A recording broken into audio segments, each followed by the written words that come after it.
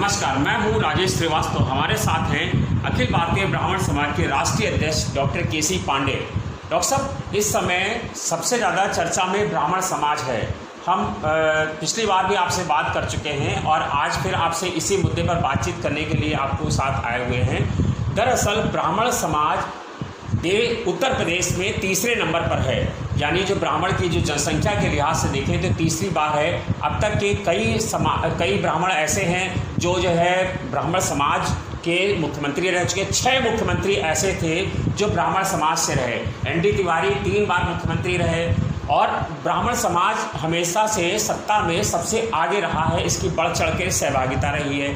लेकिन योगी आदित्यनाथ जी की सरकार में ब्राह्मण समाज ही निशाने पर आ गया है, जबकि ब्राह्मण समाज को माना जा रहा था कि भारतीय जनता पार्टी की सरकार बनेगी तो ब्राह्मण समाज को सबसे ज़्यादा सुख सुविधाएं मिलेगी, ब्राह्मण को वरीयता मिलेगी। ब्राह्मण समाज जो बहुजन समाजवादी पार्टी में सम्मान की आकांक्षा कर रहा था और उसके चलते दलित ब्राह्मण समीकरण बना रहा था, वह पूरा हो जाएगा।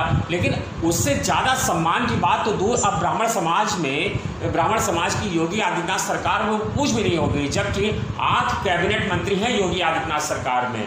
ऐसा क्या कारण है? 8 कैबिनेट मंत्री धुएं और बहरे हैं। इनके ऊपर योगी जी का नियंत्रण है, ये अपने मन से कुछ नहीं कर सकते हैं। दिनेश शर्मा उप मुख्यमंत्री बनाए गए हैं, वो ब्राह्मणों की कोई आवाज नहीं उठा पा रहे हैं और बकिया जो लोग हैं वो केवल अपना स्वार्थ साधन कर रहे हैं। ब्राह्मणों की हत्याओं की बाढ़ आ गई है। श्रीवास्तव जी, मैं आपको बताना चाहता हूँ कि जून से लेकर के अब तक अगस्त तक 670 ब्राह्मणों की हत्याएं हुई।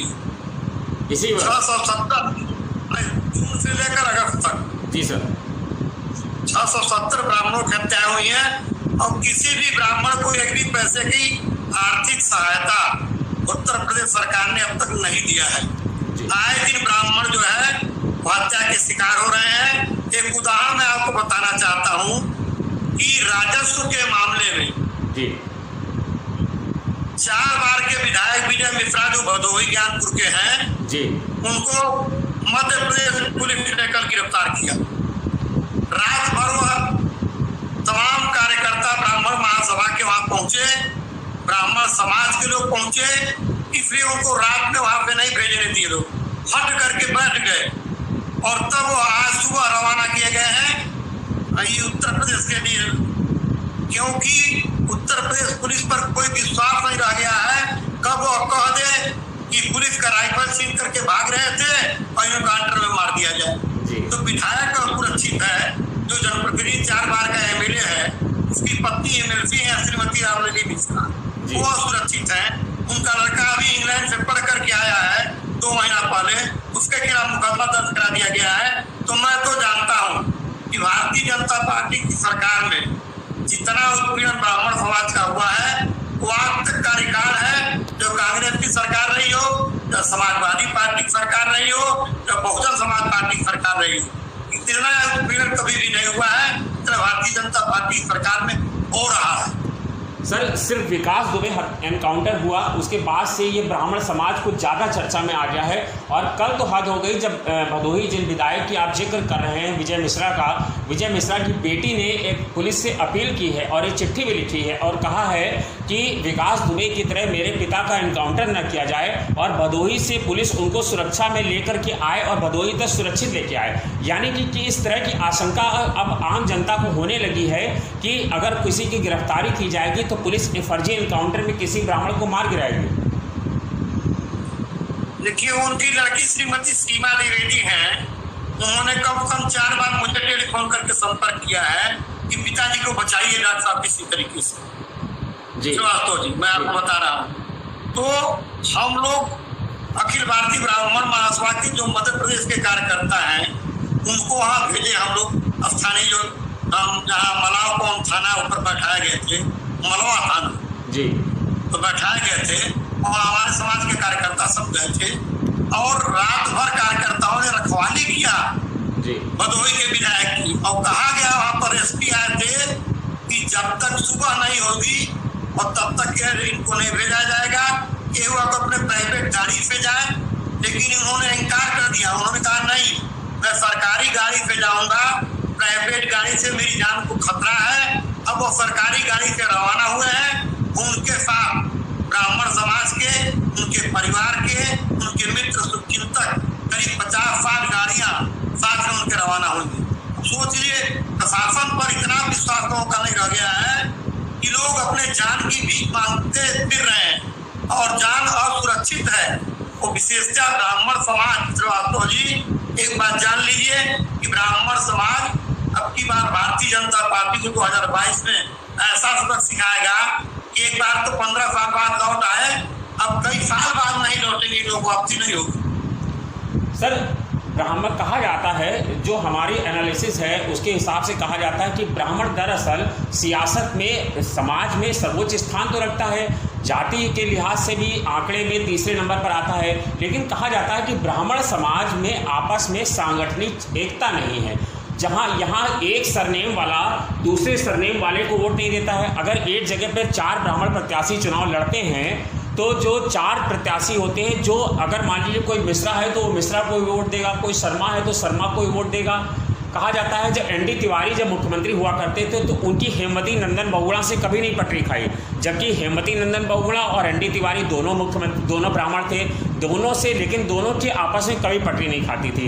इसी तरह से एनडी तिवारी की माने तो जो है दूसरे ब्राह्मण नेताओं से भी पटरी नहीं खाती थी, चाहे ब्राह्मण हरिशंकर तिवारी आए, हरिशंकर तिवारी ने किसी दूसरे ब्राह्मण समाज को आगे नहीं बढ़ने दिया।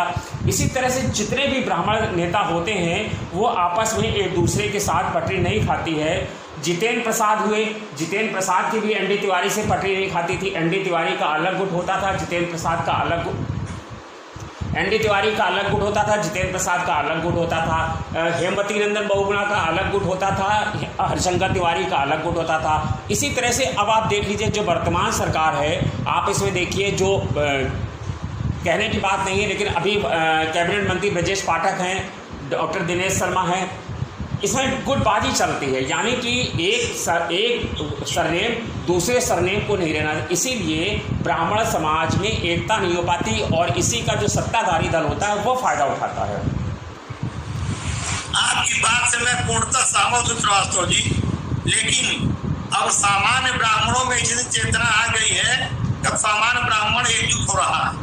नेताओं की बात छोड़ दीजिए, नेता लड़ते हैं, अब सामान्य ब्राह्मण स्वयं एक मंच पर आ रहा है, क्योंकि सामान्य ब्राह्मण की दुर्दशा हो रही है, नेता की दुर्दशा नहीं हो रही है। सामान्य ब्राह्मण मारा जा रहा है, सामान्य ब्राह्मण के घरों पर एनकाउंटर हो रहा है, सामान्य ब्राह्मण के घरों को बुलडोजर से ढाया जा रहा है। इसलिए अब सामान्य ब्राह्मण प्रदेश का एकजुट हो रहा है, बिना किसी नेता के एकजुट हो रहा है। जो सामाजिक संगठन हम लोग अखिल भारतीय ब्राह्मण महासभा है, ज्ञान ब्राह्मण समाज के संगठन है, वो एकजुट हो रहे हैं और एक मंच पर आकर के हम लोग तय कर लिए हैं कि भारतीय जनता पार्टी का पिंडदान हम ही लोग 2022 में करेंगे। सर, बहुजन समाजवादी पार्टी ने सबसे पहली बार ब्राह्मणों समाज को, हालांकि ब्राह्मण 1974 से लेकर के आप देखें तो ब्राह्मण सियासत का केंद्र रहा है, चाहे 1974 हो, 1900 तब से लेकर के अभी तक आ रहा है। लेकिन जिस तरह से बहुजन समाजवादी पार्टी ने पहले ब्राह्मण सिर्फ कांग्रेस के साथ जाता था, कांग्रेस की सियासत करता था, कांग्रेस में उसको पूरा सम्मान मिलता था, लेकिन जब कांग्रेस का उत्तर प्रदेश से विलय हुआ और धीरे धीरे केंद्र की सत्ता से भी वो पीछे पिछड़ती चली गई, उसके बाद से बहुजन समाजवादी पार्टी ने उत्तर प्रदेश में ब्राह्मणों को समेटने का काम किया। और कहा जाता है कि ब्राह्मण सम्मान का भूखा होता है, उसे और कुछ नहीं चाहिए। तो ब्राह्मण इसी नाते बहुजन समाजवादी पार्टी के साथ भी चला गया क्योंकि उसे वहाँ सम्मान मिल रहा था। इसी के चलते मायावती ने दलित और ब्राह्मण सोशल इंजीनियरिंग किया। हालांकि ब्राह्मण समाज के लिए उन्होंने पहले बहुत खराब नारे गढ़े, यहाँ पर कहना उचित नहीं है, आप भी जानते हैं, हम भी जानते हैं, लेकिन बाद में उन्होंने नारा गढ़ा, ब्रह्मा विष्णु नहीं गणेश है, हाथी नहीं गणेश है, ब्राह्मण संग बजाएगा, हाथी बढ़ता जाएगा, इस तरह के नारे देके उन्होंने ब्राह्मण को सम्मान दिया। और ब्राह्मण उत्तर प्रदेश की बहुजन समाजवादी पार्टी के आने के बाद ब्राह्मण समाज को बहुत तरजीह दी गई। जो समाजवादी पार्टी की सरकार आई उसमें भी रहा, लेकिन उतने स्तर पर समाजवादी पार्टी ने तरजीह नहीं दी। तो इसका क्या आप कारण मानते हैं कि अगर भारतीय जनता पार्टी से ब्राह्मण का विमुख होगा तो ब्राह्मण समाजवादी पार्टी की ओर मुख करेगा, कांग्रेस की ओर करेगा कि समाजवादी पार्टी की ओर करेगा? अभी ब्राह्मण खड़ा है। ब्राह्मण ये सोच रहा है कि हम कहाँ जाएं, क्योंकि भारतीय जनता पार्टी से तो विमुख हो चुका है ब्राह्मण। और जो आपने कहा श्रीवास्तव जी की सम्मान की बात है, सम्मान में ही तो हम सब कुछ लुटा बैठे अपना। हमको साझेदारी चाहिए, सत्ता में हमारे अनुपात के अनुसार पूरी साझेदारी चाहिए, जिससे हम निर्णय लेने की क्षमता रख सकें। हम दिनेश शर्मा जैसे गूंगा बहरा लूला लंगड़ा उप मुख्यमंत्री नहीं चाहते हैं। हम ऐसा मंत्री चाहते हैं जो अपने समाज के लिए धरना प्रदर्शन भी कर सके आकर के मंच के सामने। आज जो स्थिति पैदा हुई है, इसके लिए जो हमारे ब्राह्मण मंत्री हैं या जो हमारे ब्राह्मण सियासत में ज्यादा हावी रहे हैं, यही लोग जिम्मेदार हैं आम ब्राह्मणों के कत्लेआम के लिए। भारतीय जनता पार्टी ने जो भी ब्राह्मणों को दिया, सबसे बड़ा दुर्भाग्य तो है श्रीवास्तव जी कि भारतीय जनता पार्टी को ब्राह्मणों की पार्टी और व्यापारियों की पार्टी और लालाओं की पार्टी कहा जाता था जी। लेकिन भारतीय जनता पार्टी को जब सरकार बनाने का मौका मिला तो कल्याण सिंह मुख्यमंत्री हुए, राजनाथ सिंह मुख्यमंत्री हुए, राम प्रकाश जी मुख्यमंत्री हुए।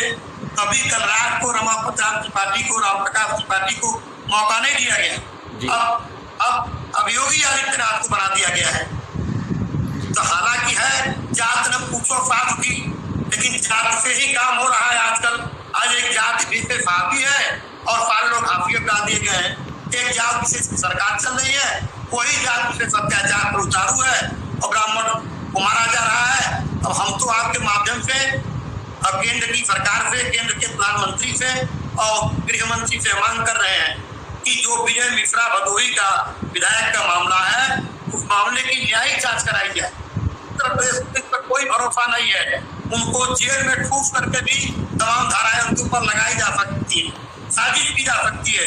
जेल के अंदर आप देखिए हत्याएं कई हो चुकी हैं, तो जेल ही कहाँ सुरक्षित रह गया है, जेल भी हत्या हो सकती है। इसलिए विजय मिश्रा को तत्काल प्रभाव से रिहा करके उनके मामले की न्यायिक जांच कराई जाए। अगर वो दोषी पाए जाते हैं तो उनको फांसी पर लटका दिया जाए। लोग कहते हैं कि विजय मिश्रा के खिलाफ तमाम मुकदमे हैं, लेकिन आज के दिन मैं गारंटी के साथ कहता हूँ कि हर मुकदमे से वो बाइज्जत बरी हो चुके हैं। एक भी मुकदमा न्यायालय में विचाराधीन नहीं। सर, आपको क्या लगता है कि ब्राह्मण समाज में जिस तरह से, यानी योगी आदित्यनाथ की सरकार में, योगी आदित्यनाथ सरकार का कहना है कि हमारी सरकार में 8 ब्राह्मण कैबिनेट मंत्री हैं, ठीक है, मुख्य सचिव ब्राह्मण है, प्रमुख सचिव गृह ब्राह्मण हैं और डीजीपी ब्राह्मण हैं। इसके बावजूद अगर ब्राह्मण समाज संतुष्ट नहीं है तो उसके लिए भारतीय जनता पार्टी के नेताओं का मानना है कि उसके लिए क्या क्या रास्ता, क्या यह लोग अपने समाज की आवाज़ उठा पाने में योगी आदित्यनाथ सरकार में सक्षम नहीं दिख रहे हैं आपको? एकदम असक्षम है श्रीवास्तव जी। और जो आप अपर मुख्य सचिव गृह या डीजीपी या मुख्य सचिव की बात किए हैं, ये तो रबर स्टाम्प है। मुख्यमंत्री जो ऑर्डर करेगा उस पर मानेंगे, फॉलो करेंगे।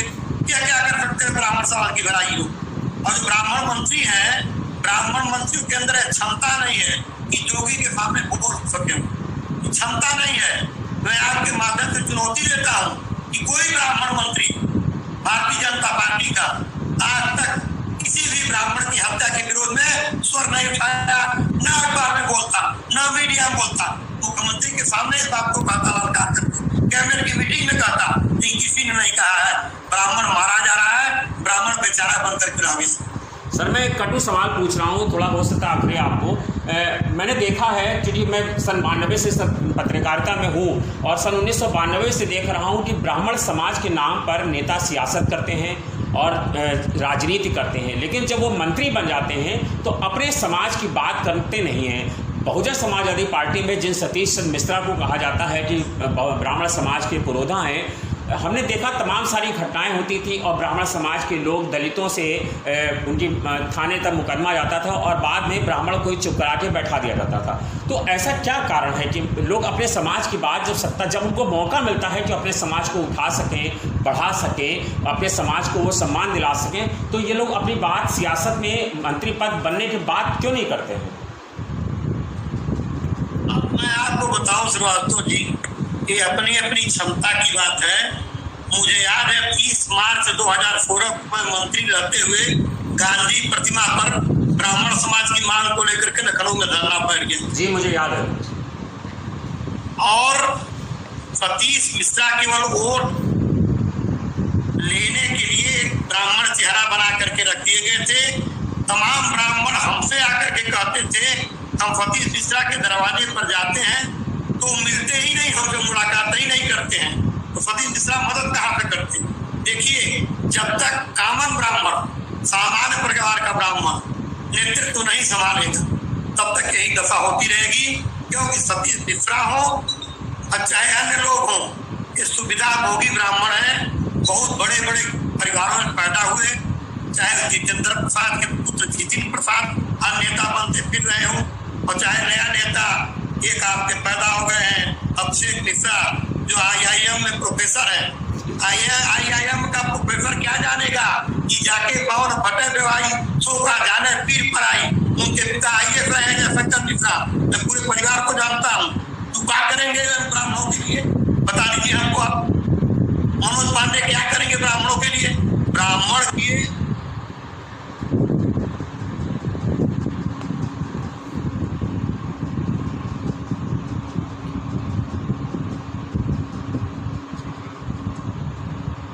मेरा डॉक्टर केसी पांडे से संपर्क टूट गया है।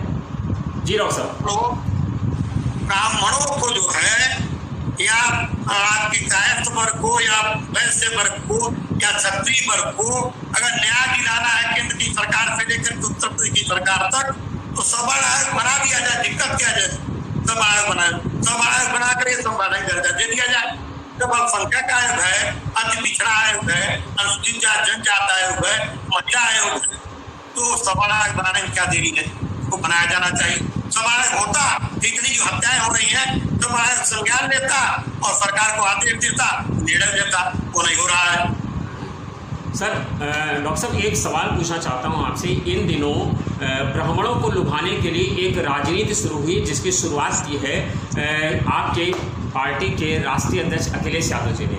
उन्होंने परशुराम की मूर्ति लगाने का ऐलान किया है और कहा है कि हम सबसे ऊंची प्रतिमा लगाएंगे परशुराम की जयंती, परशुराम की मूर्ति की। तो परशुराम की प्रतिमा लगाने की जब समाजवादी पार्टी के राष्ट्रीय अध्यक्ष अखिलेश यादव ने ऐलान किया, उसके कुछ समय बाद ही मायावती मुखर हो गई और मायावती ने कहा कि हम अखिलेश यादव से बड़ी मूर्ति लगाएंगे और अखिलेश यादव वो दिन याद करें जब उनकी सरकार में ब्राह्मणों के साथ अन्याय होता था। ब्राह्मण के मूर्ति लगाने के बाद सपा बसपा के बाद कांग्रेस ने एक और पाला खेला। कांग्रेस के जितिन प्रसाद ने ऐलान किया और चिट्ठी लिख मारी मुख्यमंत्री को और कहा कि परशुराम जयंती पर सार्वजनिक अवकाश घोषित किया जाए। तो ब्राह्मण समाज को लेकर के, क्या परशुराम को लेकर के ब्राह्मण समाज की राजनीति की जा रही है? समाजवादी पार्टी मूर्ति लगाने का ऐलान करती है, बहुजन समाजवादी पार्टी उससे बड़ी मूर्ति लगाने का करती है और कांग्रेस कहती है कि हम उस पर सार्वजनिक अवकाश की मांग करते हैं। हमने एक ब्राह्मण समाज के लोगों से बात की तो हमने उनसे ऑफ द रिकॉर्ड पूछा कि परशुराम की मूर्ति लगाने से क्या ब्राह्मण समाज एकजुट हो सकता है, क्या परशुराम ब्राह्मणों की एकता कराने में संबंध है? तो उनका अलग तर्क था। उनका कहना था कि मूर्तियों की राजनीति बहुजन समाजवादी पार्टी करती है, लेकिन मूर्तियों से ब्राह्मण नहीं होगा। ब्राह्मण को जो दल मूर्ति मान लेगा, यानी कि वो सम्मान मान लेगा, वो सम्मान देगा, उसी को ब्राह्मण समाज वोट देगा, ब्राह्मण समाज उसी के साथ जाएगा। हम अब उस दशा में नहीं हैं कि आप हमारी मूर्ति पूजा करिए और हमारा अपमान भी करते रहिए। तो ऐसे में आपका क्या मानना है? क्या परशुराम की मूर्ति से ब्राह्मण इकट्ठा होगा कि ब्राह्मण को अब मूर्ति बन के नहीं रहना है, ब्राह्मण को अब मुखर होना है, ब्राह्मण को वो सम्मान चाहिए, ब्राह्मण के साथ न्याय होना चाहिए, वो दिखना चाहिए? श्रीवास्तव में मेरा अपना मानना है कि परशुराम जी की मूर्ति हो चाहे मंगल पांडे की मूर्ति हो, उसको लगवाने में ब्राह्मण समाज स्वयं सक्षम है। हमको मूर्ति नहीं चाहिए, हमको जो हमारे समाज का बेरोजगार है उसको नौकरी चाहिए, जो हमारे समाज का गरीब है उसको आर्थिक मदद चाहिए, हमको सत्ता में साझेदारी चाहिए, हमको सत्ता में उचित भागीदारी चाहिए, हमारे हाथ में शासन प्रशासन आना चाहिए। भागीदारी तो है सर। 8 कैबिनेट मंत्री हैं। यही तो मैं आपसे कहा कि 8 कैबिनेट मंत्री घूमे और बाहरे हैं, मुख्यमंत्री सामने बोल ही नहीं पाते हैं। तो ऐसे मंत्री रह करके क्या करेंगे? हमारे यहाँ मांग है, ठीक है, परशुराम हमारे आराध्य हैं, कोई आगे आकर के उनकी मूर्ति लगाना चाहता है तो हमारा कोई विरोध नहीं है, लेकिन मूर्ति हम लगा देंगे पूरे उत्तर प्रदेश में। ब्राह्मण महासभा पूरे उत्तर प्रदेश में मूर्ति लगा देगी परशुराम जी की, मंगल पांडे की लगा देगी, हमारे समाज में समर्थन है। लेकिन हमको सबसे बड़ी बात यह है कि सत्ता में समुचित साझेदारी चाहिए, और हमको जो हमारे समाज के लोग आज सड़कों पर हैं, मारे फिर रहे हैं, रिक्शा चलाने पर तमाम ब्राह्मण मजबूर हैं, उनको नौकरी चाहिए, उनको उचित सम्मान चाहिए, उनके साथ न्याय होना चाहिए, उनकी अपराधों की हत्या बंद होनी चाहिए, अपराधों को जेल भेजा जाना बंद होना चाहिए, और जो ब्राह्मण मारे गए हैं उनके लिए उत्तर प्रदेश की सरकार, योगी सरकार श्वेत पत्र जारी करे कि इतने ब्राह्मण कब कब मारे गए हैं, और ये भी श्वेत पत्र में लिखे तो उसने ब्राह्मणों को कहाँ मदद किया। सर एक आखिरी सवाल, 2022 में ब्राह्मण कहाँ रुकेगा? 2022 में ब्राह्मण अभी देखिए सिर्फ दोराहे पर खड़ा है। अब जो पार्टी हम लोगों की बात मानेगी हम उसके साथ जाएंगे। अभी दोराहे पर हम निर्णय की स्थिति ब्राह्मण है, लेकिन भाजपा से विमुख हो चुकी है, भाजपा को तो कतई वोट नहीं देगी।